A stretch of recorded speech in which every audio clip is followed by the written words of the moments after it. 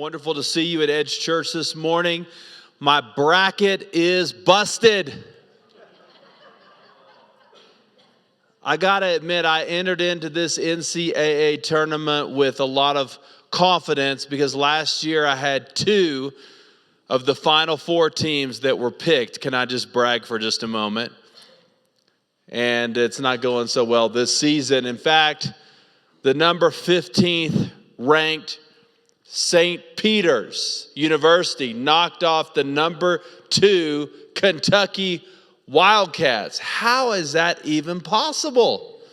And to make matters worse, the St. Peter's mascot is the Peacocks. Now, how does that sound for a winning basketball club? The Peacocks. What's the name of your team? We're the Proud Peacocks, the Peacocks. And in the women's play, the Florida Gulf Coast number 12 seeded team took down the Virginia Tech Mighty Warriors there. It sounds like a JUCO, doesn't it? Florida Gulf Coast. Who has ever heard of Florida Gulf Coast University? Well, we've been in a series that we kicked off last week called Cinderella Stories. We've been talking about the underdogs taking down the champions, and we're seeing this on the stage of the NCAA tournament, but it's also true that all throughout Scripture, there are underdogs, people that everyone else counted out that did great things for God. And last week we looked at a boy that had died. He was on his way to be buried there in a coffin. He was interrupted by Jesus, who raised him and gave him to his mom. Wow, nobody thought that he would ever live again. And I'm thinking about the pages of Scripture. I'm thinking about like Abraham, when God said to him, "You're going to be the father of a great nation." But Abraham could not even conceive a son. He was an underdog. It's a Cinderella story. What about David when he stepped onto the field of battle with that 9-foot monster, Goliath? It's a Cinderella story, isn't it? And we find one also in the 13th chapter of the book of Numbers. Numbers 13. I want you to open your Bibles with me this morning to the Old Testament passage, because this is one of the great Cinderella stories of the Old Testament. And to set the stage, the people of God have been slaves for 400 years. Can you just imagine being a slave for multiple generations? Like your great-great-great-great-granddad was a slave in Egypt. Well, the Israelite people felt forsaken there in Egypt. And they had been making bricks and working 7 days a week and having no personal property, no appreciation, no life really to speak of as we know it there as a slave. And then one day God sent an underdog. His name was Moses. Moses had been on the backside of the Midian desert for 40 years. Moses is now 80 years old, and he begins to step into his destiny because he had an experience with God when he saw a burning bush that told him to go back to Egypt and to liberate the people. And Moses said, "I can't do it." But with some provoking from the Lord, Moses finally agreed, and he goes before the Pharaoh and he says, "Let my people go." And Pharaoh is extremely resistant. He laughs. He thinks it's a joke. But then God brings the 10 plagues on the Egyptians, and all of a sudden the Pharaoh changes his mind. So now the people of God are liberated. They are traveling across the desert into the land of promise that God had promised them, because God had spoken very clearly to the Israelites, one day you guys will live in a land of milk and honey. And in Scripture, milk and honey, the land of milk and honey, is the place of abundance. It's the place of blessing. In fact, every single one of us that's here today wants to live in the land of milk and honey. Like, we want to have a healthy family. We want to have enough money to pay our bills. We want to have a good life. We're looking for that place of blessing. And the Israelites in Numbers 13 and 14 are right on the precipice of walking into the destiny that God had promised to them, the land flowing with milk and honey, the promised land. But there's only one problem. The people are afraid. You know, fear can get in the way of the destiny that God has for your life. For you to step into that land flowing with milk and honey, we have to overcome the fear and the obstacles. And listen, the greater the blessing, the greater the adversity. And so the Israelites have made it all the way. They can see the land of promise. And God tells Moses, send 12 spies into the land of Canaan to check it out. Do some reconnaissance. So they appoint one man for each of the tribes of Israel. They go in for several days, they check it out, and they bring a report back to Moses. But unfortunately, even though God had said, I'm going to give you the land, 10 of the 12 spies said, we cannot do it. And only 2, Joshua and Caleb, said, we can take the land. And so they spread a negative report. Now look at this in Numbers 13:27. They reported to Moses, we went into the land where you sent us. Indeed, it is flowing with milk and honey. And here is some of the fruit. In other words, this is an awesome place. I mean, like God told us it was going to flow with milk and honey. There's crops.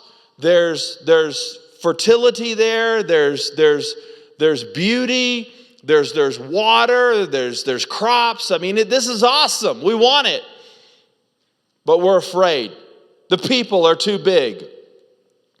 And there's an obstacle that's before us. And listen, if we're going to step into that place of milk and honey, if we want to overcome the adversities before us, we have to, number one, stop looking at our obstacles. Now see, the obstacle for the Israelites was that the cities were fortified, the people were large, and the Israelites didn't have much military might. I mean, think about it. If you've been a slave in Egypt, have you ever been trained in warfare? Do you know how to fight? Does the army know how to march? Do people know how to handle a sword? No way. They've been making bricks back in Egypt. The Israelites don't know anything about fighting. And now there's these big, large people with weapons and money and resources and these tremendously fortified cities. And now God has promised to give us the land flowing with milk and honey, but there's just a big problem. We can't do it. In fact, if you go on and read the passage, the people say that we feel like grasshoppers in the sight of these warriors, these men. So we're insignificant, we're insecure, we're thinking about what we cannot do, and we're looking in the eye of this destiny and this plan that God has for our lives. Listen, as long as you're looking at your obstacles instead of the size of your God, you will always be overwhelmed. You will always be outnumbered. And I've titled this message this morning, I'm Outnumbered, because there's many times in our lives we feel like the enemy, the opponents, the individuals around us have more resources and have more than we do. And there's giants around us. And many times the size of our giants will determine the size of our blessings if we're not careful. But you know what's crazy? The Israelites had forgotten about all that God had already done. I mean, just think about it. It was just a short time before that God had split open the Red Sea. Now, don't you think if you saw the Red Sea split and you walked across on dry land, that one single event would give you enough faith in your life to be able to take on whatever adversity was ever before you? I mean, you want to talk about something spectacular. Pharaoh's army tried to follow behind and God closed the water down. I mean, he wiped out the army. And then the Israelites are walking across that desert in between the land of promise and Egypt, and they don't have any food. And what does God do? God provides manna. Every morning there's this dew-like substance that they gather to eat. And it's provision. And they're in a desert, but God is providing for them. So one time they were complaining they didn't have water. Moses took his staff and hit a rock, and what happened? A huge well erupted. Oh my goodness, the people, they've seen all this. They've seen God's blessing. They've seen God's power. But now we have a giant before us, and we cannot even remember what God has just done. Listen, church, the greatest ammunition you need to face your giants is what God has already done. It's all the stuff that God has already brought you through. Sometimes we just forget, don't we? Like we have spiritual amnesia. And listen, if you're like new to faith and you're checking this out and you're like, well, I don't really know if God's ever done anything for me, then read the Bible. Because God has always done great things, and He's been doing great things for many, many, many, many years. He's got lots of practice, and He is the same God. It's not like there's an old God back in the Bible and a new God today. It's the same God. He's doing all the same stuff. Your adversity just has a new chapter to it. Amen? You're just facing a challenge that maybe you haven't faced before, but God has not changed. Your giant may have changed, but the faithfulness, the goodness of God is all the same. That's why our eyes are on God and not on our obstacles. We got to go back and just remember. And isn't it crazy that the Israelites have just seen all this amazing, spectacular stuff? I mean, they saw the plagues. They saw God's provision. They saw Pharaoh, brought to his knees, the most powerful man in the world. And now all of a sudden we believe God cannot do what He says He's going to do. Look there in verse 28 of Numbers 13. However, the people living in the land are strong. The cities are large and fortified. And we saw the descendants of Anak there, which were large people. Now, our salvation is not earned. That's a free gift from God. But listen, the blessings of God are oftentimes tied to our faithfulness. So when we are faithful to do the things that God has put before us, there's blessing that comes there. The Israelites are going to find this 40 years later. God is going to get so frustrated with the Israelites because they got so afraid that He's going to have them wander in the desert for a whole generation. And when everybody from that generation dies, then God is going to open the door 40 years later for the Israelites to pass into the land of promise. And it's just amazing because God is a creative God. I mean, the Israelites are standing around, they're thinking about, well, we don't have the military might to take on these big cities and people, but God already had a plan. Now, if you fast forward to the book of Joshua, you see the conquest of Canaan. And how did the people win? Well, in Joshua chapter 10, God sends a hailstorm after the Canaanites, okay? And then after that, He causes the sun to stand still so the Israelites can finish off their opponents, okay? Now, how's that for leveling the field, okay? At the Battle of Jericho, what happens? Is this a traditional battle? No. What happens? God causes an earthquake to come and to shake the walls down. Well, no wonder the Israelites won. At the Battle of Ai, God gives them the blueprint of an ambush. And so God's methods, God's strategy is oftentimes outside the parameters of our expectation.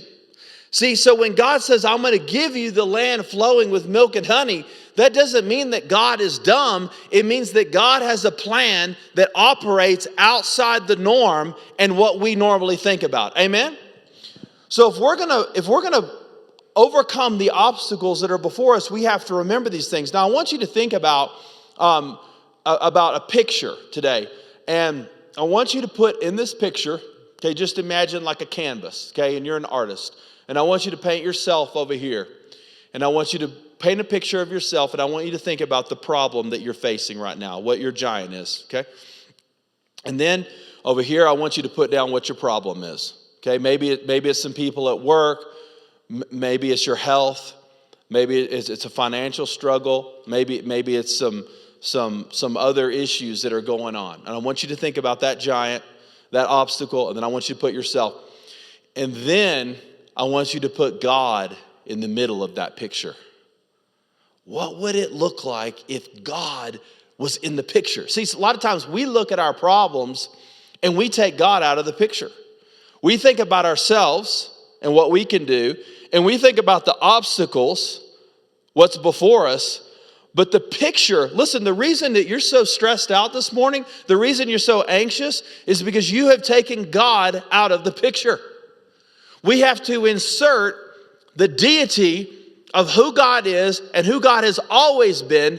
And when we begin to think about that, it begins to reframe how we see our circumstance and our problem. So listen, you can be hurting today, you can be struggling today, but at the same time, you can be so confident about the goodness and the power of God. It's a beautiful thing. Listen, when you're outnumbered, stop looking at your obstacles. And number two, stop listening to the majority. Okay, so check this out. There's 12 spies that go into the land, and 2 come back and say, we can do it, Joshua and Caleb. 10 of the 12 say, there's no way. It's too great of a task. Now, I'm not really that good at math, but that's not even 50%. I mean, that is a minority, isn't it? You want to talk about the minority report, okay? 2 of 10. And they spread a negative report. How many of you know that bad news always spreads faster than good news? Amen? Is that true? I mean, go to the website for the Denver Post and see how many positive stories are on the cover, right? Almost none. We love bad news. Okay, we're used to bad news. People, when good things happen, we don't say anything. When bad things happen, we tell everybody. And so a negative report is spread. Now, I'm just imagining that one of the wives of the 10 spies went to Bunko and said, you know what, we can't do it. You know, and the report spread. And I'm thinking that one of the spies took a selfie for Instagram with a giant in the background while he was hiding in the bushes, and he posted that and he said, we can't do it. And a negative report, now all of a sudden everybody's like, we can't do it, we can't do it, we can't do it. Well, they said, well, why? Because 10 people, and listen, those 10 were probably led by 1 or 2, amen? Because a lot of times when you boil it down, the people that bring the negative report is usually a really small group. But negativity spreads really, really fast. And Caleb tries to stop this. He speaks up because, listen, we need to speak up when there's negativity around us. But it's not enough. The people have already bought it and they are freaking out. Look there in verse 31. But the men who had gone up with him responded, we can't attack the people because they are stronger than we are. So they gave a negative report to the Israelites about the land they had scouted. The land we passed through to explore is one that devours its inhabitants. Okay, that's probably a little sensationalization there. Okay. And all the people we saw in it are men of great size. Okay, they're bigger than us. When we even saw the Nephilim there, the descendants of Anak come from the Nephilim, to ourselves we seem like grasshoppers, and we must have seemed the same to them. In other words, they're going to see us as little bitty and insignificant. Now, listen, man, when we're making choices, this doesn't mean we don't talk to people. This doesn't mean we don't get feedback. The Bible's not teaching us to be dictatorial in our leadership, okay? But we do need to be discerning, amen? And sometimes the majority is not always right. Amen? Like, where are my teenagers at? Listen, I hope you're not making your moral choices based on what the majority says over at the local high school. Because the majority is not always right. So sometimes it's the minority report that we need to read. Amen? So just because the majority says this, that doesn't always mean that's the right thing. And listen, if you're a person of the Lord and you love the Lord and a person of God, speak up. Speak up. Be like Caleb. Caleb says, listen, man, I'm reading from a different script. I mean, God said that we can take the land, so what's the problem, guys? Let's do it. Let's do it. Let's quit looking at ourselves. Let's get our eyes on the Lord instead of these obstacles. And the glass is half full. It's not half empty. So our decisions should be made by the criteria of what has God said. See, listen, nothing else matters in your decision making other than what does God want me to do? That's the number one question. That is the only question that we should be trying to answer. What does God say? What does God want? If we get that right, we don't have to worry about what everybody else in the office says or the neighborhood or even our own family. If we understand what God says. A few years ago, Gina and I were going through some tough times, and we were talking to one of our advisors who's a man of God, a good brother who's given me a lot of counsel. And he said, Ryan, you're going through a tough time. Do not invest in real estate anymore. Don't do it. And so I went out and I invested in 4 properties.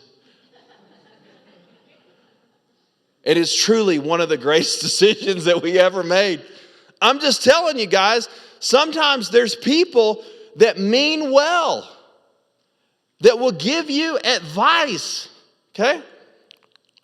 We have to hear the voice of God. That's what matters. And no disrespect to our loved ones, but only we can discern what the Holy Spirit is saying in our life. Amen? I mean, somebody asked me a question a few months ago. They came to church, they're like, Pastor, do we need to buy this house? And I think they wanted me to tell them yes or no.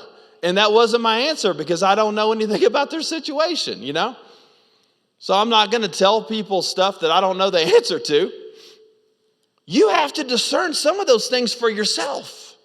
You have to get with God and His Word. You have to listen to the dictates of the Holy Spirit of God. I can't tell you every single decision you need to make. Listen, we understand what the 10 Commandments are. We understand what the teachings of Jesus are from the Sermon on the Mount. I'm not even talking about that. I'm just talking about daily decisions today that are more subjective, that require discretion and discernment as a mature man or woman of God. And we have to hear the voice of God. And listen, I want to encourage you, don't be afraid to be a contrarian. Don't be afraid to stand up and to be different. Don't be afraid to do what everybody else is not willing to do. This is the heart, man, of Caleb and Joshua, and it's beautiful to see. Now, let me give you some reminders as you're thinking about some contrarian decisions. Okay, remember this. Number 1, God is for me. Okay. Romans 8:31, that what then shall we say to these things? If God's for us, who can be against us? Okay, listen, I know you're putting your neck on the line, but God is for you, okay? God is secondly in you, Colossians 1:27. He is Christ in us, the hope of glory. Okay, so you got the fact that God is for me. You got the fact that God is in me. And you got a third thing going for you today. That is that God is with me. Psalm 118, verse 6. The Lord is with me. I will not be afraid.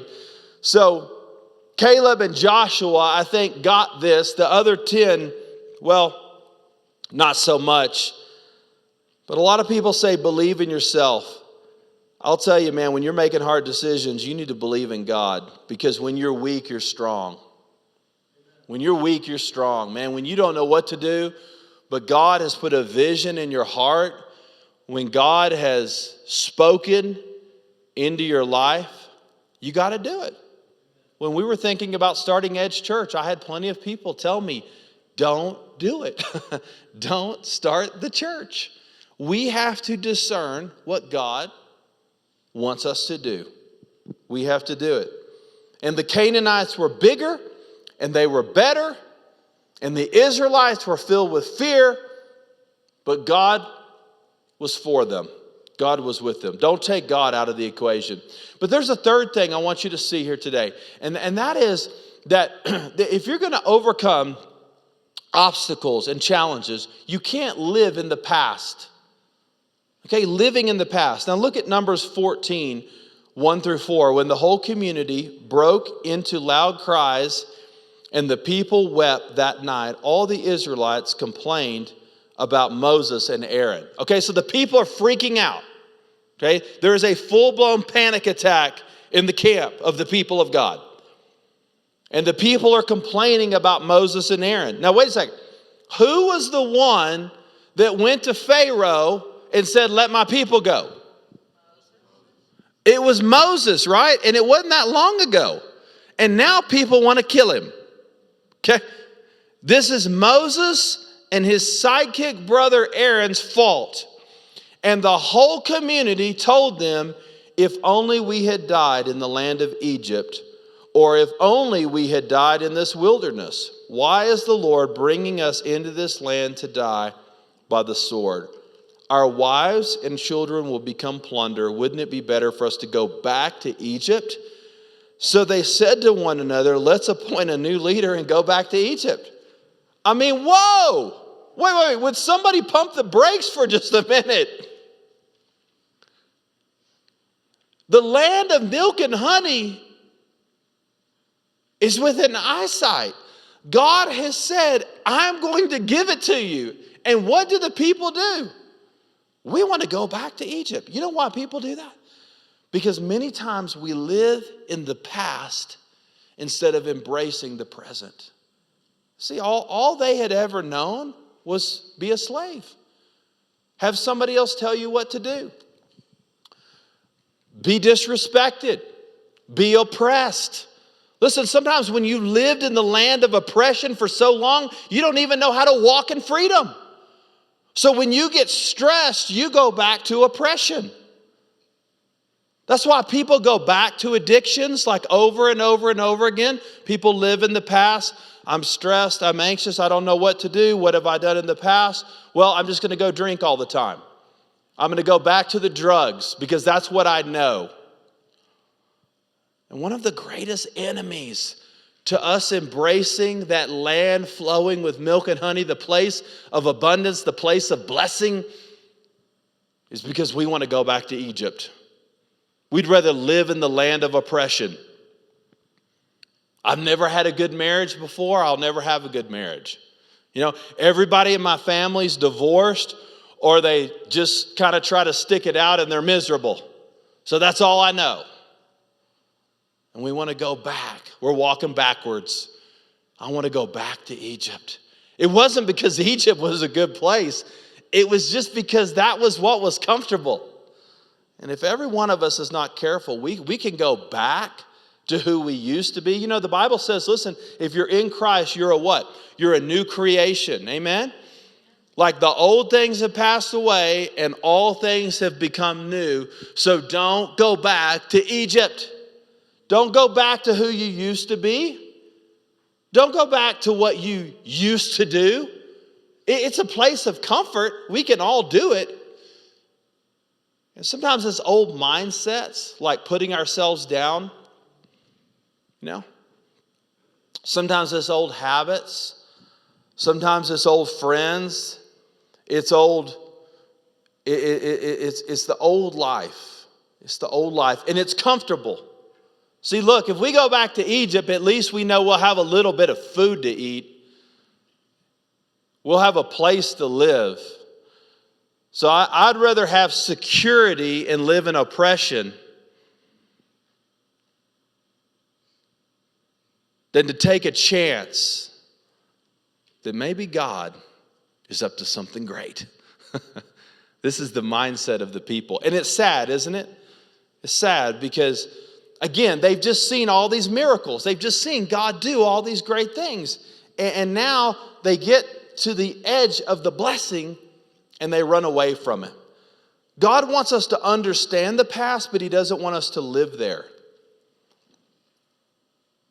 You know, to some degree, when we moved into this building a few years ago, we had to forget the past. We were a little tribe of people meeting in my living room, meeting in a school.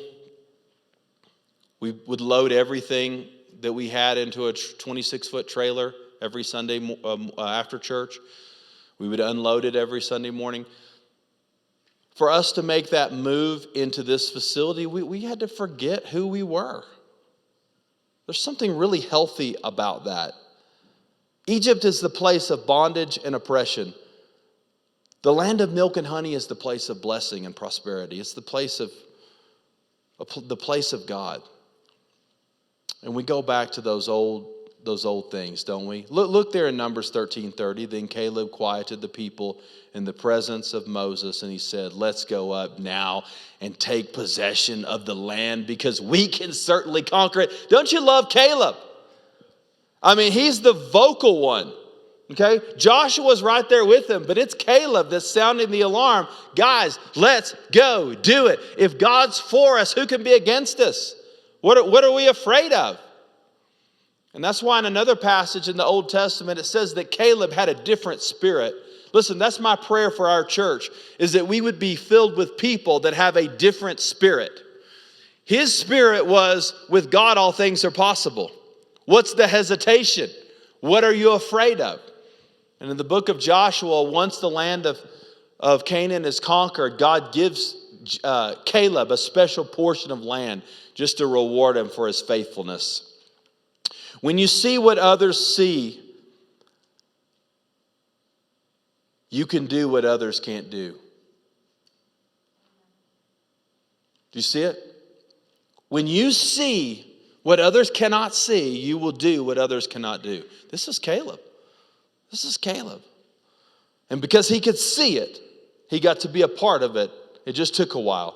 Listen, don't live in the past. Negativity is a contagious disease. It's highly infectious. The opinion of 10 people spread to a whole nation, and many believe this is 1 to 2 million people. Can you just think about that? 10 people decided for the nation of Israel, which was somewhere between 1 million and 2 million people. Go figure the math on that. That's a very small group of people that set the whole destiny for the nation of Israel, isn't it? It's crazy. And verse 32 says, "And they spread among the Israelites a bad report about the land that they had been exploring, and the land we explored devours those living in it." I mean, just think about that. The land devours people. All the people we saw there are of great size. We cannot do it. We cannot do it. What is it in your life that you believe you cannot do? And what is God saying about that situation? What old mindsets or patterns do you have to let go of? You know, a few years ago, I don't know when, somebody told me that pastors don't know anything about money. And as a young pastor, I've been doing this a long time, so I can say things that I wouldn't say when I was like 30, you know. So I had that in my mind. Pastors don't know anything about money. And then I began to think about that a little bit more critically as I got a little bit older. And the first church that I was pastoring was always broke. And I started helping out with the finance team. And guess what? We started putting money in the bank. You know, I helped get the loan together for this building. I'm not saying I'm the greatest finance guy in the world. I'm not. But I had to let go of some old mindsets. I thought there were some things that I couldn't do. But there's some areas where I think God has gifted me. And I think probably for some of you, like you have some mindsets, I can do this, but I can't do that. I can go there, but I can't go there. What if we begin to retrain the brain and the guiding light for our decision making was, what does God want me to do? Isn't that the greatest question right there? I'm not asking what your experience says. I'm not asking you what your resume says. I'm not asking you what training that you have. I'm just asking you today a big, bold, audacious question. What does God want you to do? And at the end of the day, if you can answer that question, then nothing else matters. What does God want you to do? What does God want you to do? So what do you do when you're outnumbered? When you're outnumbered, stop looking at your obstacles. Stop listening to the majority and stop living in the past. And if you can do that, I know you're going to live in a place of milk and honey. Let's pray together for just a moment.